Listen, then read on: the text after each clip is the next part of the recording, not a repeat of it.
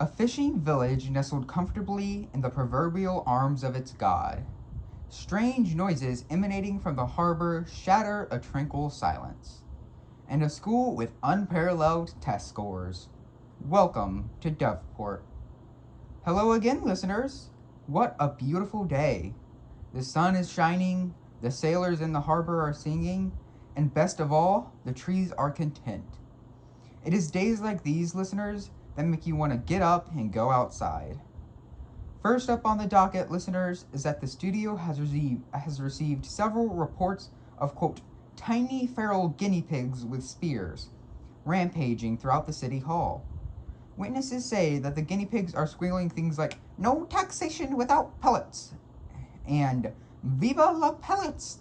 Well, nobody has been harmed, yet it is nobody has been harmed, yet it is recommended that citizens avoid traveling near City Hall just in case. Listeners, on such a beautiful day such as this, it can be tough to come up with ideas on what to do. So I have taken it upon myself to give all you couch potatoes some ideas. I also made some calls around town to see if anyone needs help with anything. First off, you could always visit the seashore and go swimming. Just be on the lookout for any beasties in the shallows. While you are down there, you can help the anglers. They've been having some trouble with some oceanic rocks picking at their catches. You could also volunteer at the Church of the Sleeping God. They are always looking for new acolytes. One of my favorite activities on days like this is to go out in the woods and try and summon a forest spirit. Here's a tip from yours truly.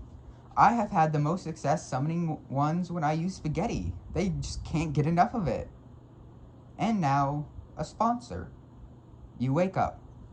It is daytime. You get up. Except you can't. You can't move. You try to get up again. Nothing. You try to call for help. You can't move your mouth. You start to cry, except you know you won't be able to. Day, night, day, night, day, night. Weeks, months, years, decades. You feel your body start to fail you. You feel it start to decay.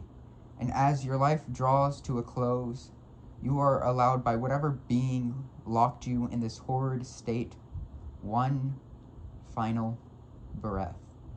It is beautiful. Subway, eat fresh.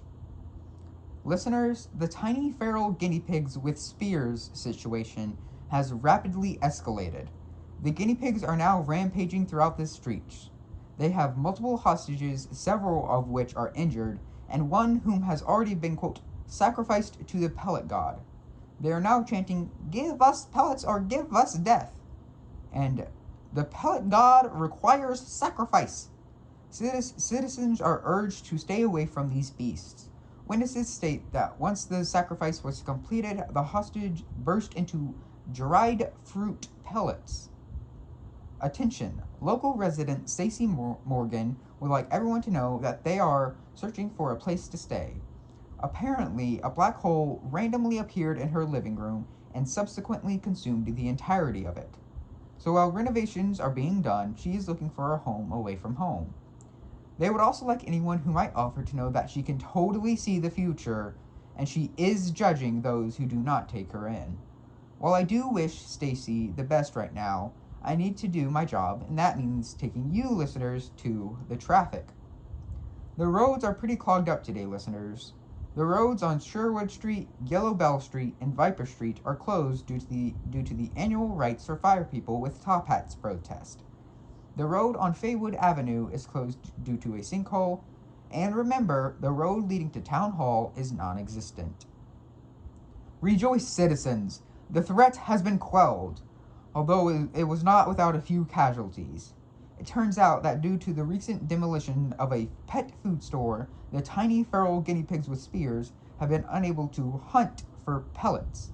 After some careful negotiations by Daryl Bunting, owner of the pet food store in the neighboring town, the tiny feral guinea pigs with spears were convinced to hand over the remaining hostages. A memorial for the deceased will be held next Thursday, pending the approval of the deceased. What an exhilarating day, listeners.